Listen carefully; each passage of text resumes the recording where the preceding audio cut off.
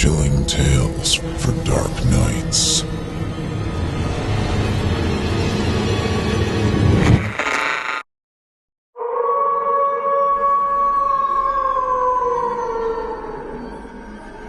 Welcome, listener, to Daily Darkness, brought to you by Chilling Tales for Dark Nights. I'm your host, Steve Taylor. I will be your guide each and every evening as we traverse the moonlit trail and bring to life dark tales plumbed from the depths of the most depraved imaginations, told to you by our hand-picked team of nightmarish narrators. Settle in, grab your safety blanket, and brace yourself. It's time to turn off the lights and turn on the dark.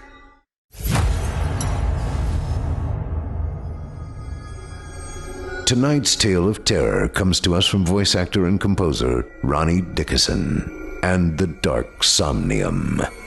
If you enjoy what you hear, you can listen to more on their YouTube channel of the same name or on their website Dark, D-A-R-K, Somnium, SOMNIUM.com. You can also follow them on Facebook, Twitter, and Instagram to get their latest updates. Original music by Ronnie Dickerson and the Dark Somnium can also be heard on Spotify and iTunes. Visit simplyscarypodcast.com for more information today and for a full listing of current links. Tonight's tale was written by author Nick Botic and is voiced by Ronnie Dickerson. Original score and sound design also by Ronnie Dickerson. If you'd like to hear more of author Nick Botic, the author invites you to visit his website at nickbotic.com. That's Nick, N-I-C-K, Botic, B-O-T-I-C.com. There you'll find more information about him and links to social media where you can follow him and connect. Without further ado, we present to you the Agoraphobic Journals.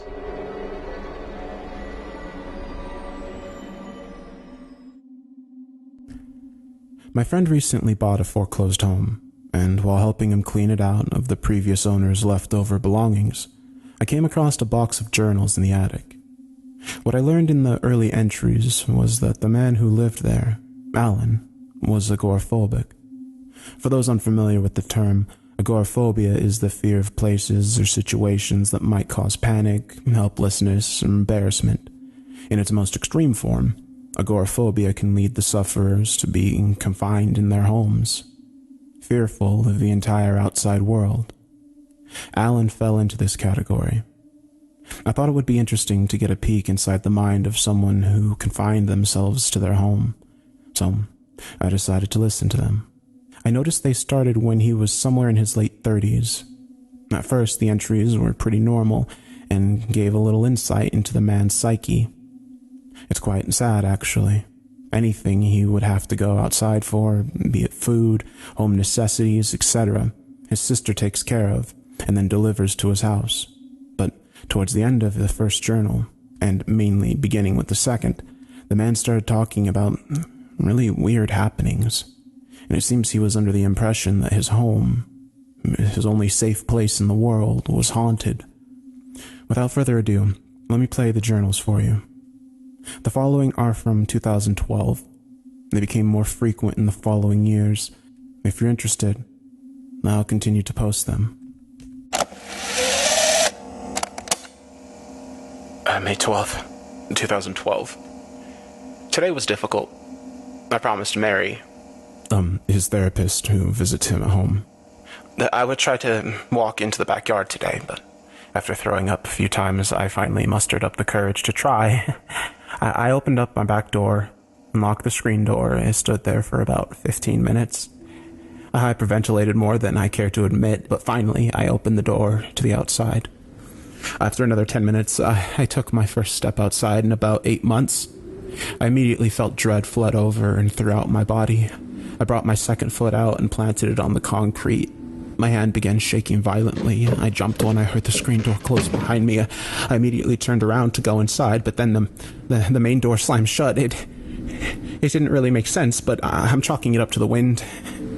Anyways, I felt like I was trapped outside. I flung open the screen door and tried opening the main door, but it wouldn't budge. I began hyperventilating again, and eventually I passed out on the back porch. When I awoke, my back door was open again.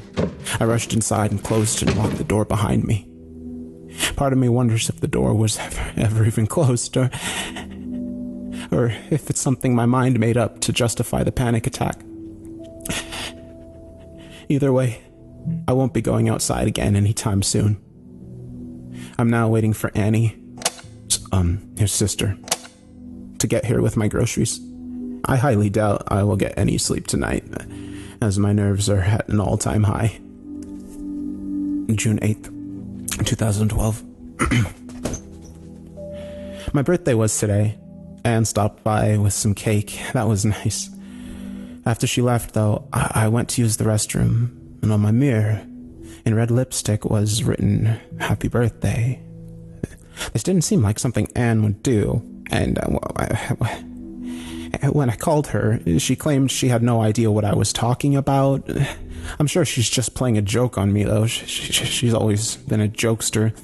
My third year in my home for my birthday has actually somewhat made me miss the outside world.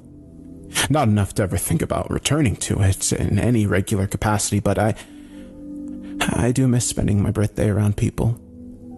With no offense intended to Anne, I know I'm safe here, though. I don't mind it. October 31st, 2012. I always hate Halloween. In my neighborhood, houses who are participating in trick-or-treating are supposed to leave their porch lights on. The houses who are not leave their lights off to let the kids know to skip that house. But every year, without fail, kids seem to forget about this rule, and I get my doorbell rung about 1,000 times. And if that's not enough, some of the free-spirited children choose to yell at me from outside, angry that they see lights on inside and yet I'm not handing out candy, like I'm supposed to feel bad about that. I'm glad I never had kids, but if I did, I certainly would teach them to respect the wishes of another man who's chosen to not interact with the outside world. Not that the kids know that about me, but they don't have to. I'm rambling now. Something of note, though. I've been hearing strange things since last night. I woke up at around 12:30 a.m. to what sounded like footsteps coming from my attic. I grabbed my gun from my bedside drawer and quietly walked to check each door, both doors, as well as every window in my home, or as I'd left them before, closed and locked. There's a chute that opens that has a ladder that falls down for one to ascend into the attic, but it was closed. It can't be pulled back up from the attic, so it didn't make sense that anyone could be up there. The sound stopped, and I attributed them to an animal, which I would take care of when I woke up later that morning. I went back to bed, but when I did, I heard what were unmistakably footsteps travel from across the attic to directly above my bed and stop there, and they ceased to pick back up. I have to say, it made me feel very uneasy. I eventually drifted back off to sleep and had no further problems until I woke up later this morning. When I awoke, my alarm clock had been unplugged from the wall, causing me to wake up late. I checked my phone and it was 9:40, a full 2 hours and 10 minutes past my normal wake-up time. I know I didn't unplug it, and I can't definitively say what did. As I went into the kitchen for breakfast, I heard more footsteps, but this time they seemed to be coming from directly behind me. I would stop and turn around. There would be nothing there. They seemed to follow me all around the house, but every time I looked back, they would stop, and there would be nothing there. I'm sure I'm just going crazier than I already am, but it's quite unsettling. Trick-or-treating went as it usually does, with the significantly increased number of asshole kids yelling things at me from outside. Little bastards. November 1st, 2012. Today I went up to my attic to make certain there was no one there. I heard footsteps again last night, but only for a brief moment. I was sure I was going to find an animal when I went up there, but I found nothing. I found a large number of my belongings outside of their boxes. Part of me wonders if Anne was doing some organizing at some point and forgot about it. It has been quite some time since I've been up here, but I don't recall her ever being up here. What happened next, I can't explain. My ladder to the attic was pushed back up and the chute closed and locked from the bottom.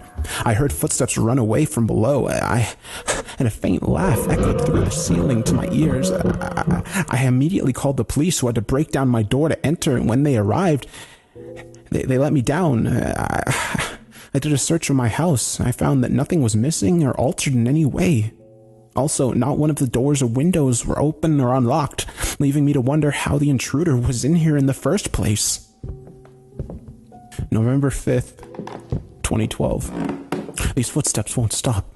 I've been hearing them every night since I was locked in the attic, and that's where they're coming from. I had Anne go up and check this morning. She found nothing and no one. They're usually most prevalent in the night, between around 11 p.m. and 6 a.m. I've been losing sleep over it. They seem to walk around the attic in no discernible pattern until finally they travel to directly over my bed and stop. Then they pick up the next day, every once in a while seeming to be behind me as I walk through the house again. I remember back when I tried going outside, the door slammed behind me. Now that I think about it, I believe it to be related to this. I just want the footsteps to stop. I am certain no one is up there, but I hear them. I know I do. I'm not crazy. Well, I am, but not auditory hallucination crazy. I haven't gotten a decent night's sleep in a week. I got so frustrated a little while ago that I screamed at the top of my lungs for it to stop, and much to my surprise, they did. When I yelled, they were on the other end of the attic, and they never made their way above my bed. Not that it helped me sleep at all. I was too anxious from expecting them to return. December 8th, 2012. The footsteps have stopped. I've resumed my normal sleep schedule, and it feels fantastic. I'm beginning to think that everything was just in my head. I think I was under a considerable amount of stress, and I think that the stress manifested itself in auditory hallucinations. The whole attic thing must have been a fluke. I'm not crazy, though. I really just think it was all stress-related. I feel good today. I feel optimistic. December 19th. Last night, I'm so scared. I don't know what it was. I don't know if I was dreaming or not. I don't know if it was real or not. I just don't know. But last night at about 3 a.m., I woke up, and when my eyes adjusted, I saw someone standing in the doorway to my bedroom. He was very tall, and the top of his head was covered by the door frame. He had yellow eyes that sparkled even in the dark. He didn't do anything. He just stood there, breathing in and out slowly but loudly. The only movement he made was when he put his hand on each side of the door frame, but he never tried to enter. He never tried to communicate, which I think was more terrifying. I sat in my bed, paralyzed with fear, and just stared at the thing while blinking as little as possible. I didn't know what else to do. At about 4:30, he simply turned around and walked down the hallway. About 2 minutes after that, I heard footsteps in my attic, walking from the point where the stairs dropped to directly above my bed, and then silence. I've never been more scared in my entire life. I'm not ashamed to admit I cried when the ordeal was over. I have no clue who it was or what it wanted. I almost feel as if it was some sort of horrible nightmare. That's the only explanation. It couldn't have actually happened. It was a nightmare. January 2nd, 2013. Another New Year's spent alone, watching TV, wallowing in my own self-pity. On top of that, I'm fucking terrified. The visitor stayed in the attic since the first time he appeared in my bedroom doorway, until about 1 a.m. this morning. I woke up again, and this time he was in my room. The moonlight shone through my window and partially illuminated him. He has long, stringy hair, abhorrent yellow eyes, and his lower jaw hangs down much farther than it should. It looks almost like it's unhinged. He has rotting teeth, and if I'm not mistaken, putrid breath. He was wearing tattered clothing. I actually think his apparel was some of my clothes from the attic. He stood there for 2 hours at the halfway point between my bed and the doorway. I tried. I really did try to say something, but I couldn't. The only movement he made besides his chest heaving in and out from breathing was his eyebrows arched, giving him an angry look. Just when I thought he couldn't get any more terrifying, he changed his expression to mad.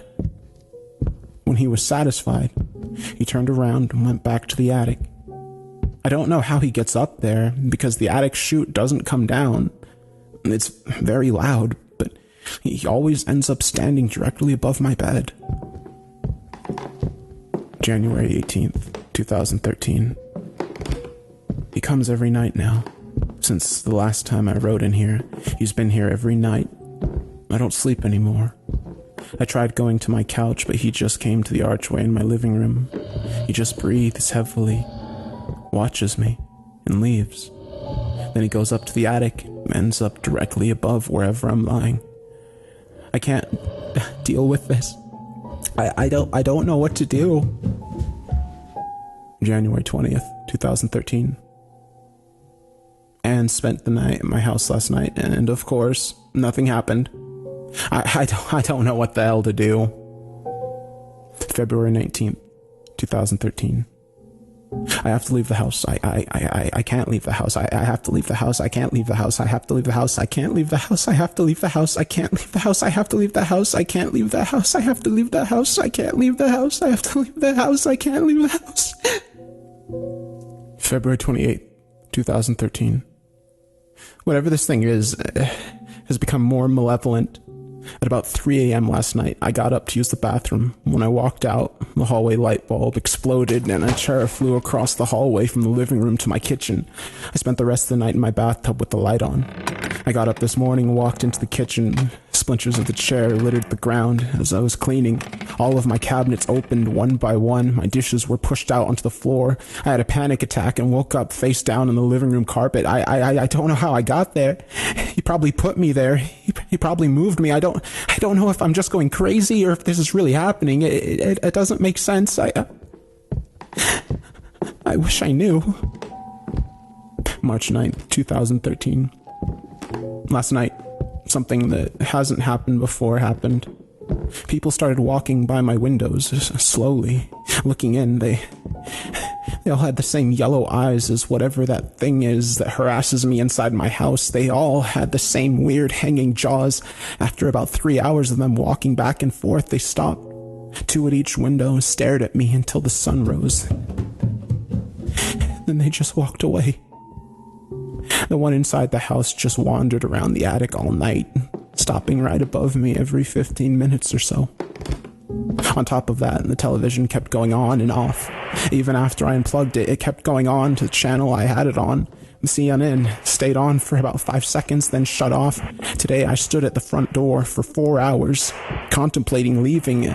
I don't know who I'm trying to kid. I'll never leave. I'll die in this house.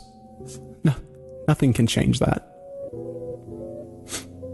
These things are going to kill me. I can't do anything about it. Maybe I should just kill myself.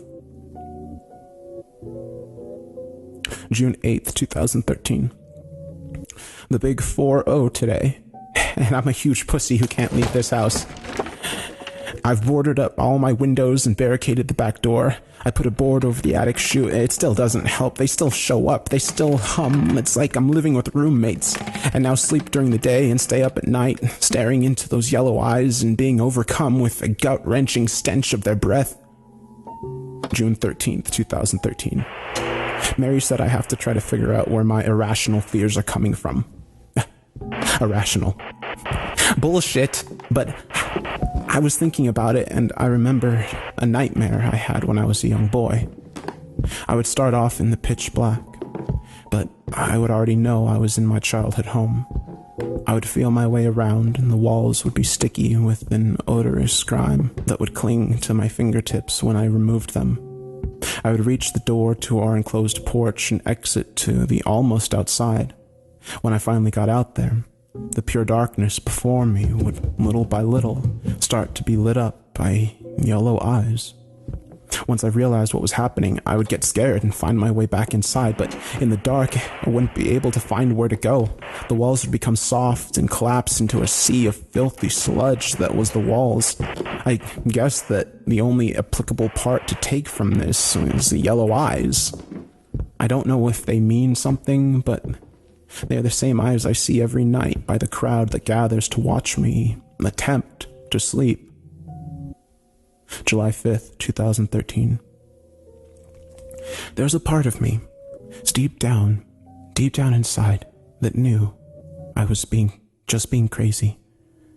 It has been over a year of being terrorized by these things, and I've gotten used to only sleeping a few hours a night because of them, but part of me knew, beyond a shadow of a doubt, that they aren't real. Mary said so. My sister said so. I knew it until last night. I was laying on my couch. I don't know if I mentioned it, but I don't sleep in my bedroom anymore. I haven't for some time, but I was lying there, and only the very first one I saw, showed up. I sat up and looked him dead in the eyes, and he started inching closer to me. It took some time for him to reach me, but I couldn't do anything about it. This was a whole new fear for me. This hadn't happened before. I closed my eyes and repeated to myself that it wasn't real, that I was simply just crazy and seeing things, but then I felt it. It rested a finger on my arm and dragged it along my skin. It felt wet, sticky, slimy. My closed eyes flooded with tears, but I still was unable to move. Then it stopped. I opened my eyes and saw nothing. I heard the footsteps in the attic above me, but he was no longer in front of my face. I looked at my arm, and the light layer of hair that covered it was caked in a thin line of black grime. I was sure I was just hallucinating once more. I went to sleep, still too scared to get up. I slept for what felt like days. In reality, it was about 5 hours, far and away, the longest block of sleep I've had in months. I woke up feeling so rested, but the line on my arm was still there. Now a dried and chipping line of black sludge. The smell was too much to handle. I vomited. I have to leave the house today. That's all there is to it. July 7th, 2013. It has been 2 solid days since I tried to leave the house through my front door. I've been on the floor of my living room since it happened, and I haven't eaten or slept since. I'm not safe anywhere, in my house or out of it. I opened my front door just a crack and I saw the sunlight pour in. Something I hadn't seen in over a month due to me blocking out all my windows. I felt the cool breeze of the summer slip through the slight opening. It chilled me to the bone. I opened a little bit further, and that's when I heard it. The breathing. I took a peek outside and saw it. I finally saw him in the full light. He was disgusting. The breeze brought the smell inside and it attacked my nostrils once again, this time even more putrid, which I had attributed to it baking in the hot sun on my porch. I was transfixed on the man's dripping body until I got my bearings and slammed the door shut.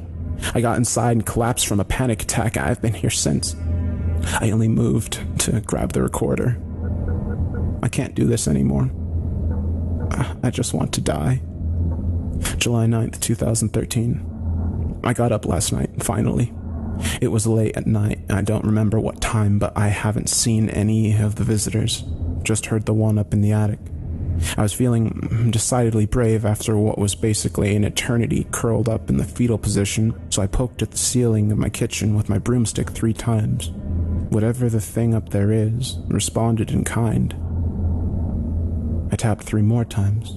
Once again, he did the same. His responses frustrated me, being so calm and nonchalant. I jammed the broomstick up into the ceiling, creating a much louder tap. What happened next was what I would refer as an unreasonable response. There was a slam from the attic that broke the glass outside of the boards that covered the windows in my kitchen. The light hanging from the ceiling dropped to the floor, shattering everywhere. Plates and other dishes that were resting on the counter next to the sink fell to the floor. All of this creating a cacophony of sound that sent me right into another panic attack. I came to from this one fairly quickly, though. I'm so tired. July 18th, 2013. He spoke. He finally spoke. He told me I'm not allowed to sleep anymore. That's not right, though, is it? I mean, I have to sleep. I'm guessing I'm going to try to stay up as long as possible and only sleep when I absolutely need to. Since I can't leave my house, I feel compelled to obey him. As stupid as that sounds, I don't know what else to do. I hate this. I just want to die. July 21st, 2013. He can tell me to awake. That's not fair. Why me when I can't leave my house? Why me? Why me? Why me? Why me? July 23rd, 2013. I'm pretty sure my body forced me to sleep after that last journal entry. I just woke up and I slept for over 24 hours. I see my punishment for disobeying him. I have dried, smelly black sludge covering my feet, and it hurts. It stings. It's disgusting. I wish I could leave, but I know I can't. While I stay awake now, all I can think about is slitting my wrists while gripping a gun and blowing my brains out while stepping off the stool with a noose around my neck in a house that's filling with carbon monoxide. If only the world were so perfect. Whatever he is angry. He's been tearing my pictures and things off the walls and tore the ceiling fans out for both bedrooms, broke the glass on the rest of the windows in my house. Next time he comes down from the attic, I'm going to try to talk to him, even though when he appears, I get a wave of fear over me that is utterly paralyzing. I think since I'm so nihilistic now, I just don't care. If he kills me, good. July 25th, 2013. My feet feel like they weigh 100 pounds each. It takes everything I have just to walk across the room. I soaked my feet in the bathtub and then dried. Cracking grime came off, but it must have seeped into my skin because it still feels like there's small boulders attached to my ankles. I basically dragged myself around the house. I accepted long ago that this house would be my tomb, but I never thought it would be under these conditions. Whenever I move about my house, the thing in the attic follows me up above. I can hear the creaking of floorboards follow me wherever I go. This is the first time I've ever wanted him to appear, so I can try to speak to it. I have to find out what it wants. I need it to take the grime out of the insides of my feet so I can walk properly again. I'm in this position because of it, and I now need its help. I'm so pathetic. July 28th. He finally showed up. I was so happy. I can't believe it, but I was actually happy. He slowly entered my living room from around the corner of the hallway. He dripped black grime as the odor of rotting everything permeated the air, filling the space between the walls and ceiling and floor with a nauseating stench that threatened to further empty my already empty stomach. I forgot if I mentioned that I don't eat anymore. Getting to the kitchen is too arduous of a process. When I do go, I bring out a few days' worth of food so I can just stay in the living room. I have a bucket I use for relieving myself that I empty into the toilet twice a week. I'm off topic, though. I gagged as he turned the corner. He leaves a trail of black sludge wherever he goes. It's disgusting, but...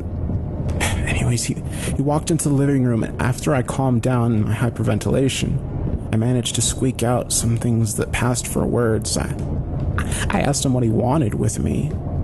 His response was simple. He said he was hungry and that I feed him well. I don't know what to make of this because he's never tried to eat me.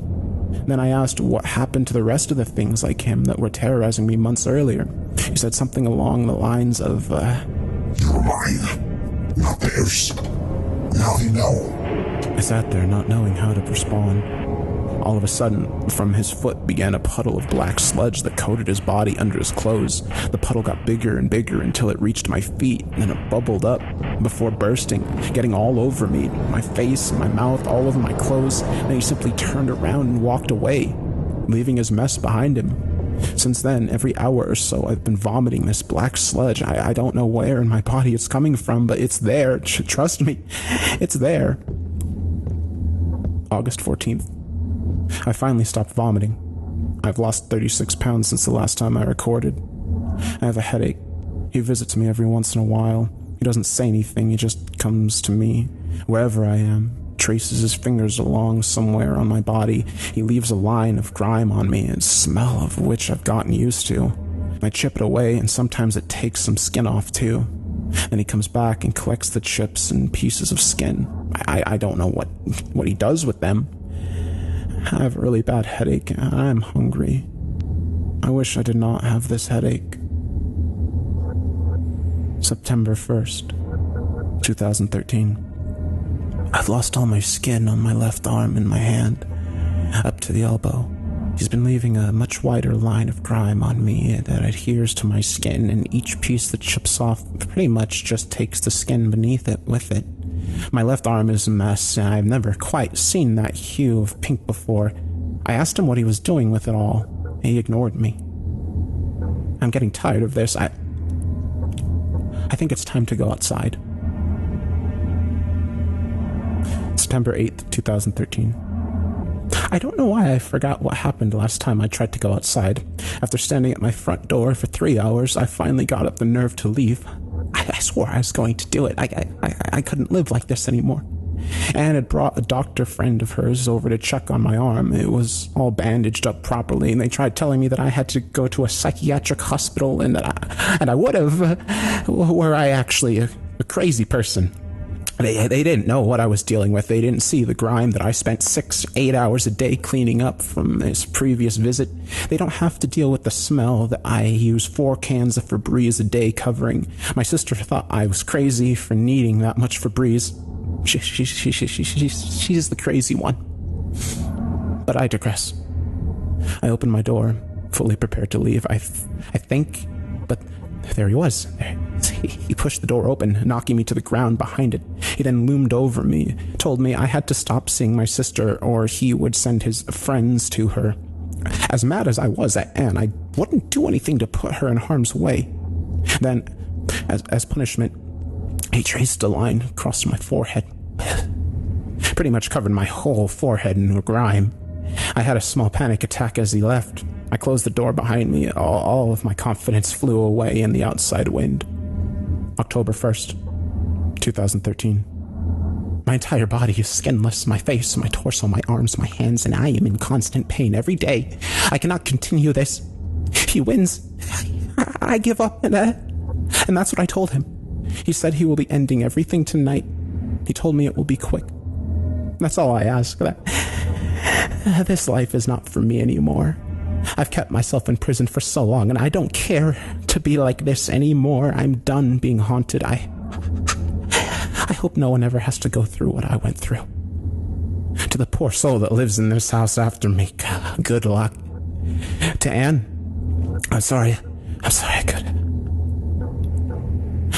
can never show you what's been haunting me for so long. I wish you would have slipped up even once, covering his tracks to Mary. Thank you for your help.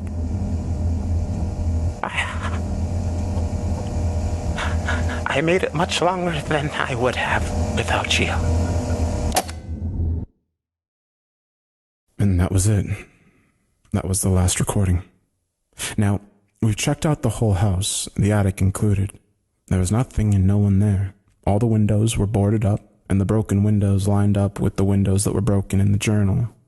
There was a shit ton of garbage that filled up half the kitchen. It smelled awful. A bunch of broken dishes, and everything seemed legit. The last recording had a black and chipping substance that seemed to be whatever Alan was talking about covering it. It had a smell to it. I assume it was just my friend fucking with me, but tonight was his first night in the house. I just got the following text. Dude, I'm not even kidding.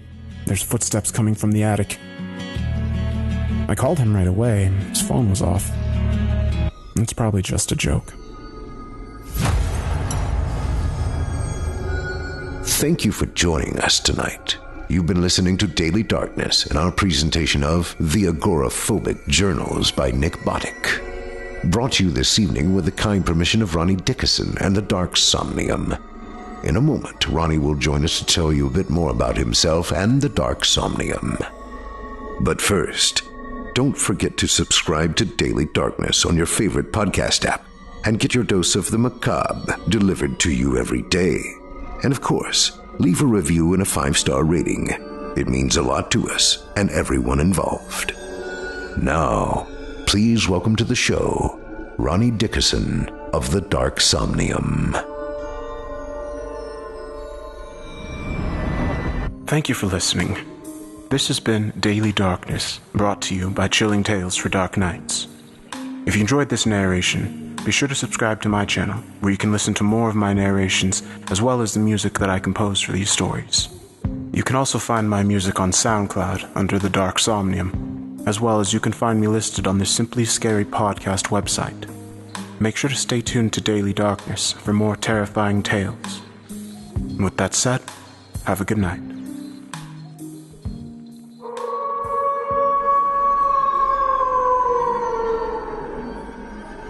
Thanks for listening.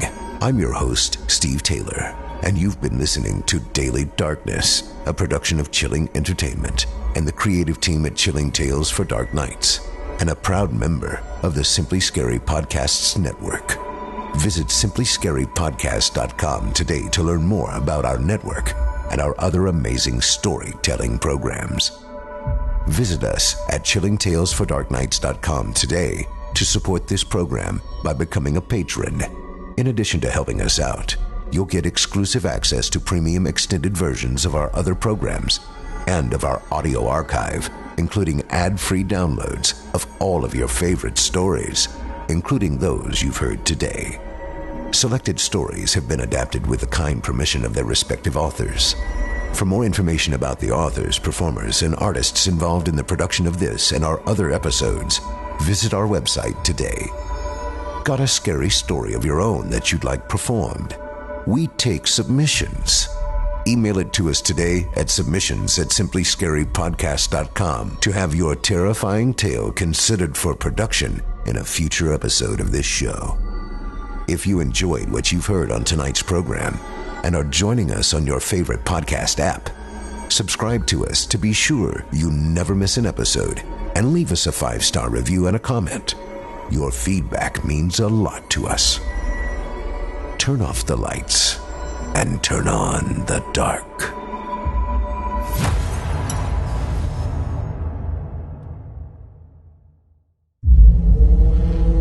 Chilling Tales for Dark Nights.